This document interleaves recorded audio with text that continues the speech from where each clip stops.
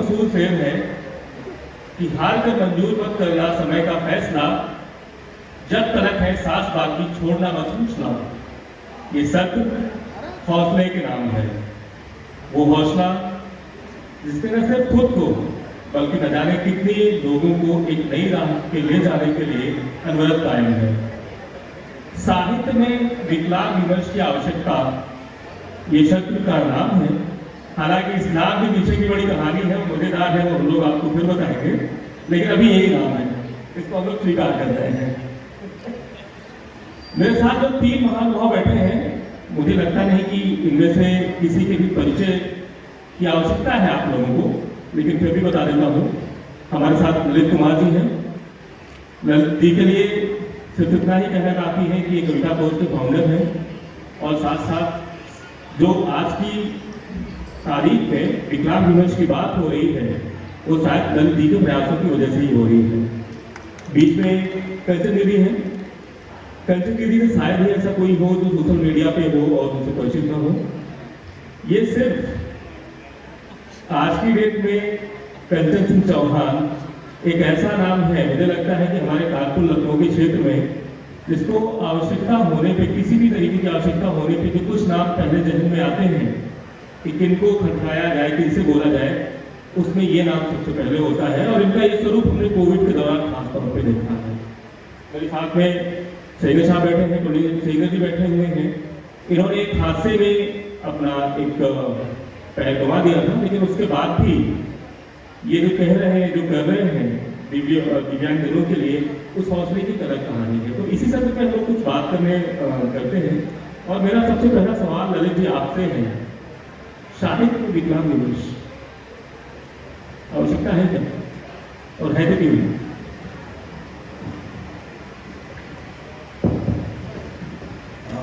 मुझे लगता है इस सवाल का जवाब, ये सवाल मुझे करना चाहिए कि आवश्यकता है या नहीं। यकीनन हमें लगता है कि एक बहुत ये ज़रूरी चीज़ है, इसकी बहुत आवश्यकता है। यही कारण है कि हम इसे प्रमोट करने की कोशिश कर रहे हैं और हम इस मंच पर बैठे हैं, बात कर रहे हैं। इसकी आवश्यकता ना हो इस बारे में तो मतलब मुझे नहीं लगता कि कोई आर्ग्यूमेंट बन सकता है। कारण ये है कि साहित्य, जैसे कहा जाता है कि वो समाज का दर्पण होता है, और समाज के हर वर्ग को साहित्य को रिप्रेजेंट करना होता है, प्रतिनिधित्व करना होता है। जो पिछला सेशन था केंद्र विमर्श के बारे में, विमर्श क्या है? समाज के एक वर्ग के बारे में साहित्य किस तरह का लिखा जा रहा है, वो साहित्य कितना सटीक है, उस वर्ग को वो किस तरीके से प्रेजेंट कर रहा है और कितना सटीकता के साथ रिप्रेजेंट कर रहा है, वो महत्वपूर्ण है। तो मैं नहीं इस बात को स्वीकार कर सकता हूँ कि लगभग जिस देश में लगभग 12 से 15% लोगों को विभिन्न प्रकार की विकलांगताएं हों, तो इतने बड़े वर्ग को के बारे में साहित्य में कोई चर्चा ना हो या कोई विमर्श ना हो, ये तो नहीं होना चाहिए, क्योंकि वर्ग बहुत बड़ा है। किन्नर विमर्श, स्त्री विमर्श, दलित विमर्श, विभिन्न प्रकार के विमर्श रहे हैं, आंदोलन रहे हैं। ये कुछ नहीं है, ये सिर्फ साहित्यकारों के लिए, लेखकों के लिए, कवियों के लिए एक वर्ग को रिप्रेजेंट करने वाली बात है। और उसके बारे में जब कभी भी चर्चा होती है, जैसे हम यहाँ चर्चा करने बैठे हैं, तो उस चर्चा के जरिए हम ये करते हैं कि ऑलरेडी क्या चल रहा है, वो कितना सटीक है। अब विकलांगजन के बारे में अगर हम कोई कथा कहानी लिखते हैं, तो मुझे लगता है कि जो उस वर्ग का प्रतिनिधित्व करते हैं, उनसे ज़रूर ये पूछा जाना चाहिए कि वो जो रिप्रेजेंटेशन है वो कितना सटीक है। हमने देखा है कि फिल्मों में, बॉलीवुड की हिंदी फिल्मों में, खासतौर पर 60s, 70s, 80s की जो फिल्में थी, उसमें विकलांगजन का जो पोर्ट्रेयल था वो बहुत ही अलग था। ये अक्सर हमने देखा कि विकलांगजन को गरीब, लाचार, बहुत सारे केसेस में भिखारी, उससे ज़्यादा आप आगे बढ़ाते नहीं थे। हमने कभी नहीं देखा कि विकलांगता हो। तो ये जब हमसे पूछा जाए, मुझसे अगर पूछा जाए तो कि क्या ये जो रिप्रेजेंटेशन है, क्या ये सटीक है? बिल्कुल, क्या ये छवि तोड़ने का प्रयास है या एक नई छवि को कैसे करें, इसको हम कैसे डिफाइन करेंगे, कैसे? मैं ये कहूँगा कि ये छवि तोड़ने का प्रयास नहीं है, ये जस्ट एक परिष्करण है कि हम चर्चा के जरिए ये समझने की कोशिश करें कि क्या हो रहा है, उसमें किस तरह के बदलाव की आवश्यकता है, और अगर कुछ नहीं हो रहा है तो उसे आगे बढ़ाया जाए। अगला सवाल मेरा कुमार साहब आपसे होगा कि क्या विकलांग दिवस का जिस वर्तमान स्वरूप, अभी आप इसको किस स्वरूप में देखते हैं, कैसे देखते हैं आप इसको? अगर वर्तमान में विकलांग दिवस साहित्य में देखें तो आपको क्या लगता है कि जो इसका स्वरूप है, जैसे कि आपसे चर्चा हो रही थी, कह रहे थे कि ये गढ़ा जा रहा है ढांचा है, तो इस बारे में आपको विचार जानना चाहूँगा। विकलांग दिवस में इसका स्वरूप क्या होना चाहिए, क्या है वर्तमान में?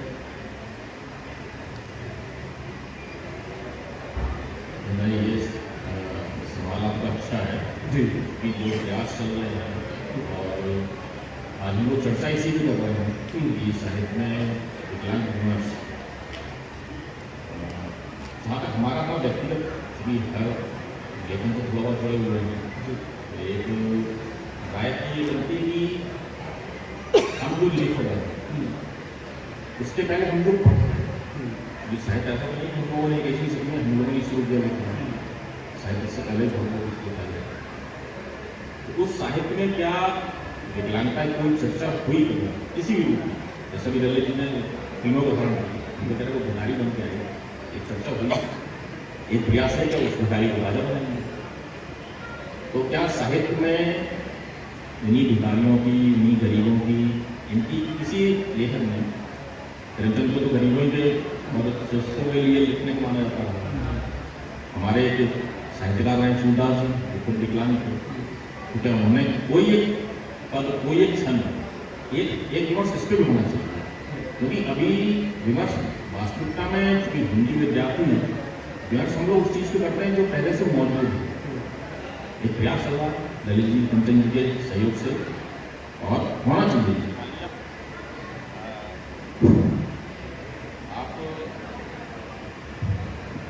किन्नर विमर्श पे आप बात करते हैं तो इसलिए चर्चा होनी चाहिए जिससे समाज की एक सोच बदले। अभी एक सोच सीधा सीधा एक काम करती है,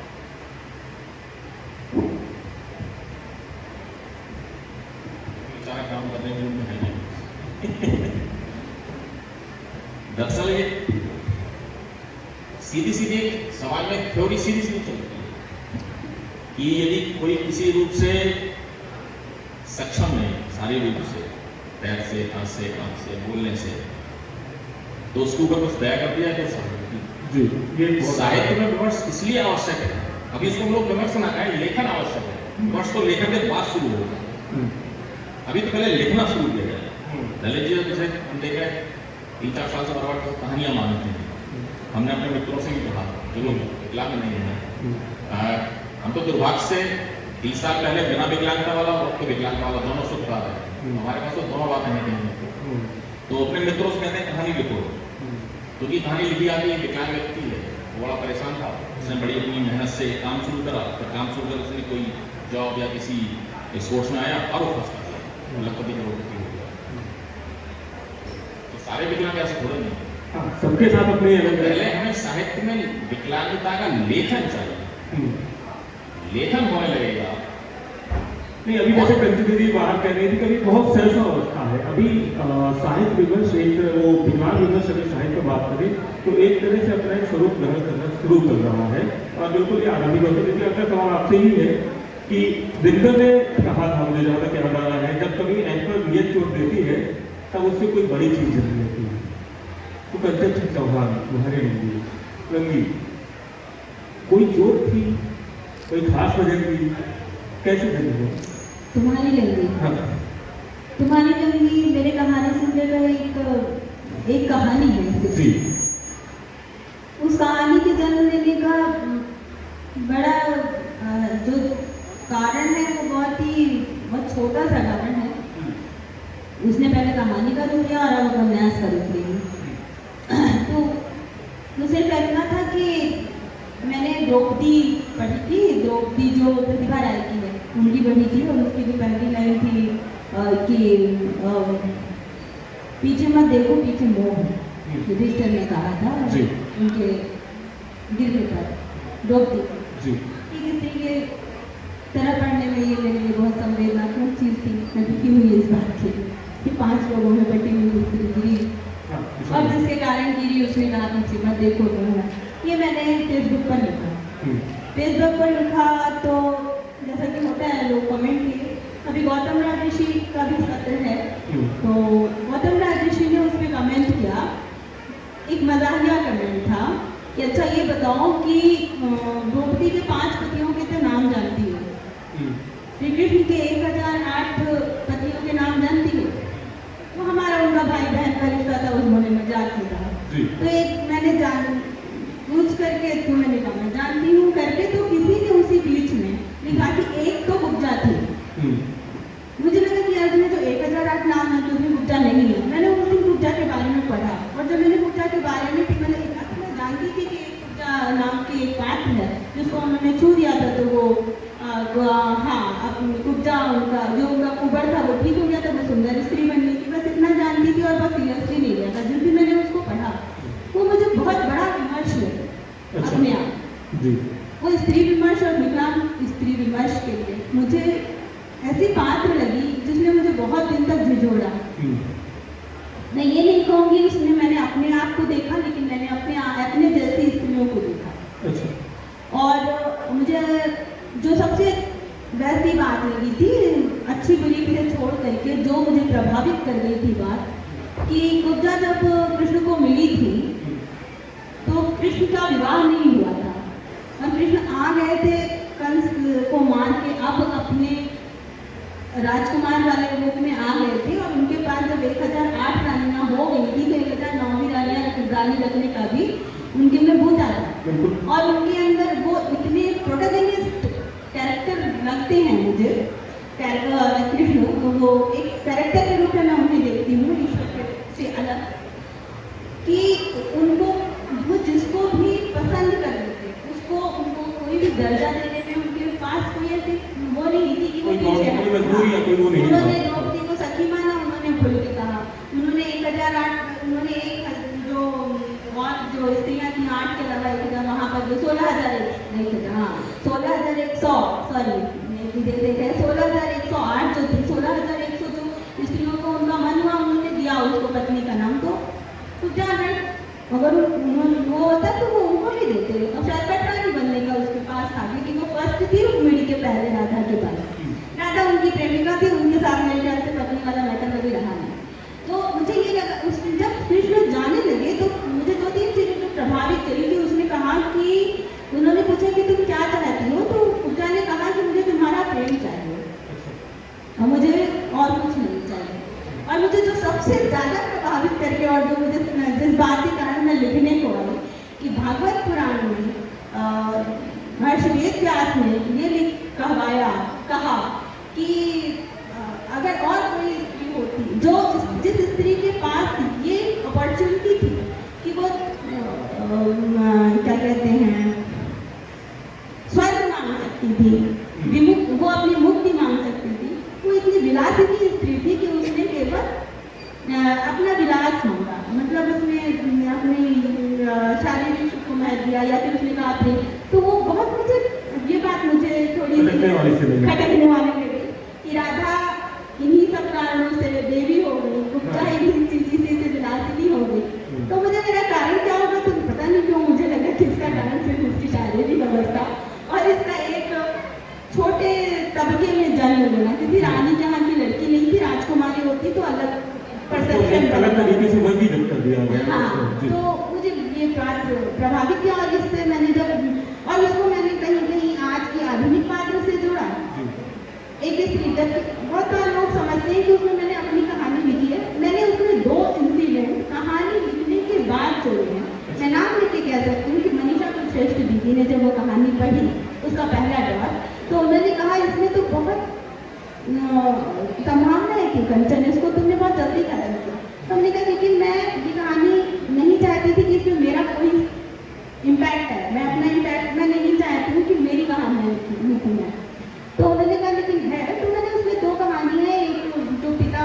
बच्ची को उसमें बैठा रहा है, वो भी मेरी कहानी नहीं, मेरी किसी जानने वाली की कहानी है।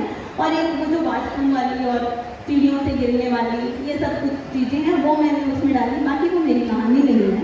हाँ, मैंने उसके एक पैरल एक आधुनिक लड़की की परिकल्पना की, जो उसी तरह लड़की है जो आज के समाज में विकलांग है। और मुझे लगता है कि बहुत ज़्यादा चीज़ें बदली नहीं हैं।